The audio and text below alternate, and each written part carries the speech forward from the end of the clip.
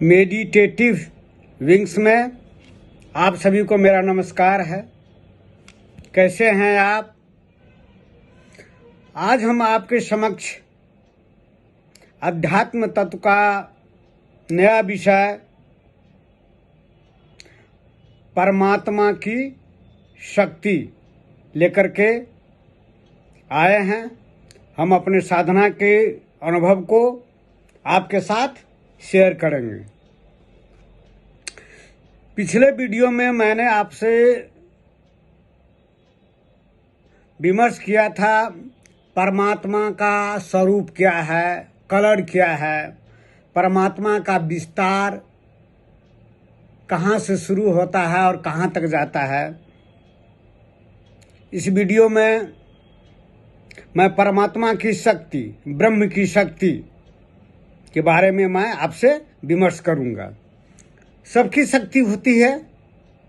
एक साधारण जिला में जिला कलेक्टर होते हैं, जिला को नियंत्रण करते हैं। राज्य में मुख्यमंत्री होते हैं, वह राज्य को नियंत्रण करते हैं। देश में एक प्रधानमंत्री, राष्ट्रपति होते हैं, वह राष्ट्र का नियंत्रण करते हैं। तो इस विश्व ब्रह्मांड में जो शक्ति है परमात्मा की, उसकी भी तो शक्ति है जो कि पूरे ब्रह्मांड को, ग्रह नक्षत्र को, स्पेस को, अंतरिक्ष को, सबको नियंत्रित करती है। वो परमात्मा की शक्ति। तो परमात्मा की शक्ति जो है, ब्रह्म की शक्ति, प्रथम रूप से जो प्रथम शक्ति जो है वह सर्व शक्ति के रूप में है। सर्व शक्ति के रूप में, जिसको कि हिंदू मैथोलॉजी में आप वर्णन है आपका, आप पढ़ते भी होंगे, पढ़े भी होंगे, शेषनाग का।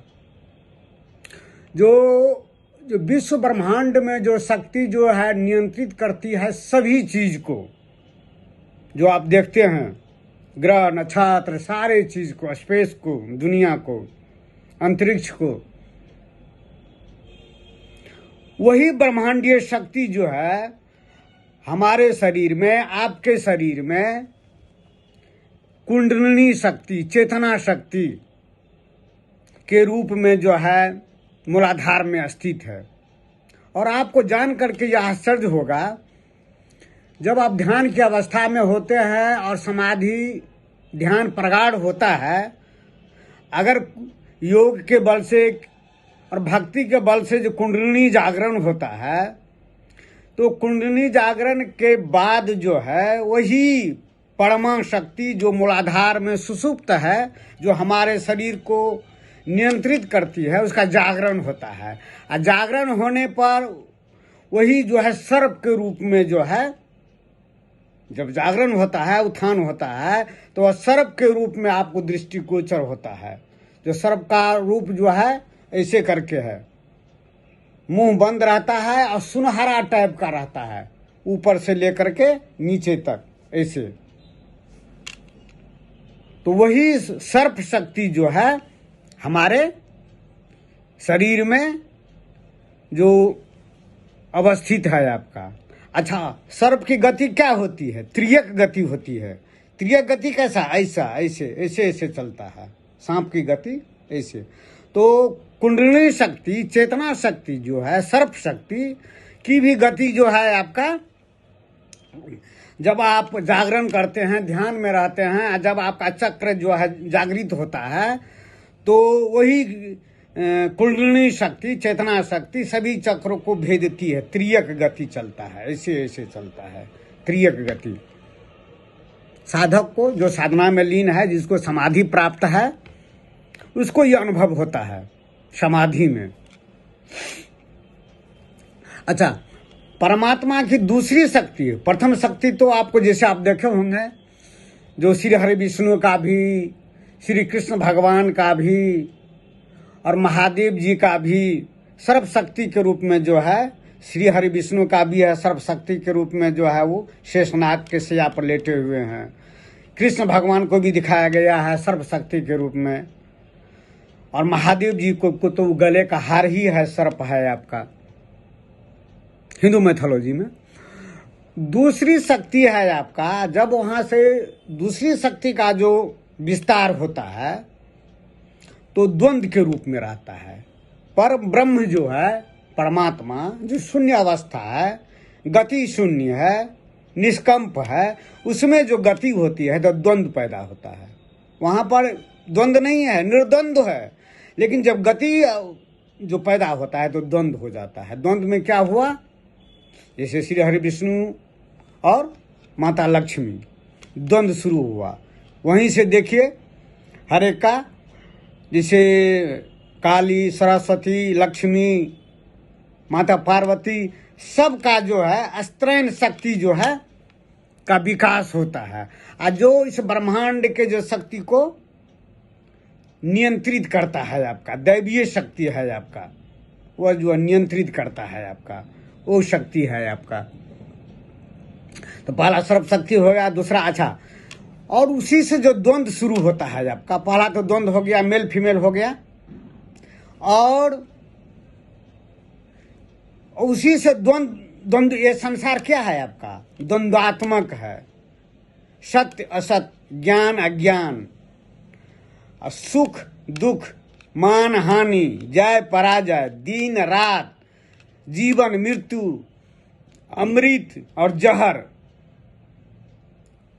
उसमें सब में एक ही जो है ब्रह्म, एक ही तत्व प्राण ऊर्जा जो है आपका वो खेलता है आपका। गुरुत्वाकर्षण क्या है आपका, जो गुरुत्वाकर्षण जो ब्रह्मांड में, स्पेस में, जो सूर्य, चंद्र, पृथ्वी, मंगल ग्रह, वो बृहस्पति, बुध, सब जो है अपना चक्कर जो काटते हैं और स्थिर हैं, वो किसके बल पर, गुरुत्वाकर्षण। गुरुत्वाकर्षण वही परमात्मा की शक्ति है।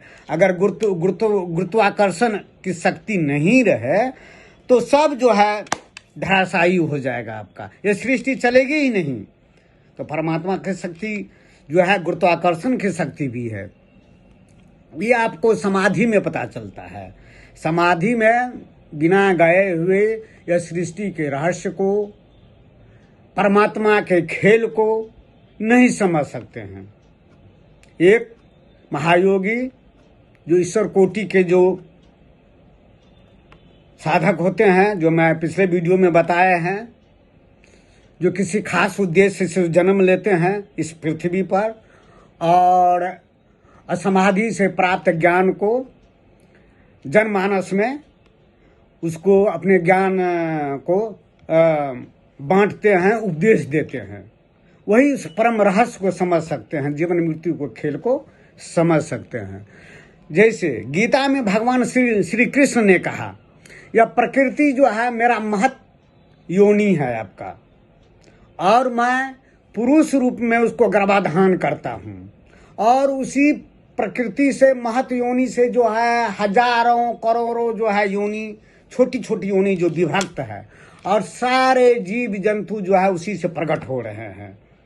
तो एक रूप में मैं माता भी हूँ और एक रूप में मैं पिता ही हूँ। चूंकि मैं गर्भाधान करता हूँ इसलिए मैं पिता ही हूँ। वह एक ही एनर्जी है, एक ही एनर्जी महत योनि है, एक ही एनर्जी जो गर्भाधान भी करता है आपका, पुरुष है।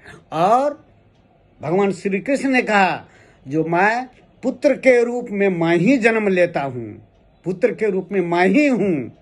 अब फिर जो पुत्र पिता बन जाता है, अब पिता पुत्र बन जाता है, पुरुष स्त्री बन जाता है और स्त्री पुरुष बन जाता है। एक ही खेल है आपका, एक ही प्राण ऊर्जा, एक ही शक्ति जो है परमात्मा की शक्ति, एक ही ब्रह्म जो है सब चीज में खेल रहा है। वही ब्रह्म जो है सब चीज बना हुआ है। चिति पृथ्वी भी वही बना हुआ है, जल, अग्नि, वायु, गगन, सब चीज वही परमात्मा बना हुआ है, परमात्मा बना हुआ वही। और जैसे वेस्टर्न इंग्लैंड के जो चार्ल्स डार्विन थे, उन्होंने सिद्धांत दिया था on the origin of species book में, थ्योरी ऑफ इवोल्यूशन, जो मनुष्य का जो है विकास जो है यह बंदर से हुआ है। और सभी जो है एक ही, पहले जो है एक कोशिकीय था, फिर 2 कोशिकीय बन गया, फिर विकास हुआ, सभी प्रकृति का एक ही से हुआ, वेस्टर्न फिलोसफी। तो पाश्चात्य कंट्री में और भारत भूमि में जो है, भारत भूमि का जो है मेरा दर्शन जो है, दर्शन है आपका। यहाँ पर समाधि में वार्तालाप नहीं होता है, देखा जाता है, सूक्ष्म जगत को देखा जाता है, उसके सृष्टि के रहस्य को देखा जाता है, कैसे निर्माण हो रहा है। और पाश्चात्य कंट्री के जो फिलोसफर हैं वह चिंतन करते हैं, मनन करते हैं, मनन करते हैं। तो चिंतन मनन में जो शक्ति है वो तो परमात्मा की शक्ति है। तो भला उस शक्ति से जो मन में जो परमात्मा की शक्ति है, उसी से परमात्मा के रहस्य को खोलना चाहता है। ये कैसे होगा?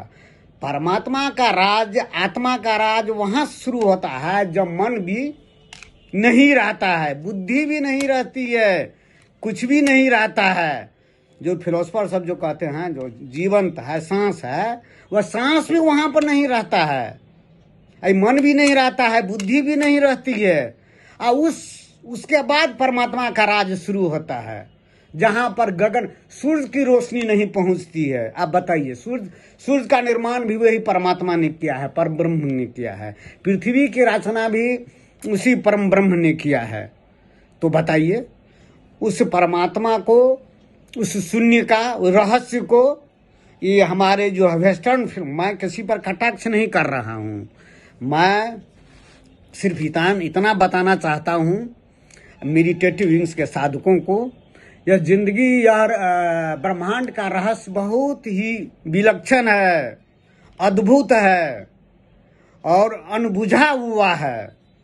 जब तक आप समाधि में नहीं प्रवेश कीजिएगा और निर्विकल्प समाधि में नहीं जाइएगा तो परमात्मा के रहस्य को आप नहीं जान सकते हैं। परमात्मा का रहस्य को कोई जबरदस्ती जानना चाहेगा तो परमात्मा का रहस्य उस पर वह अपने आप को नहीं प्रकट करता है। प्रकट उन्हीं को करता है जो उसको शरणागत हो जाते हैं।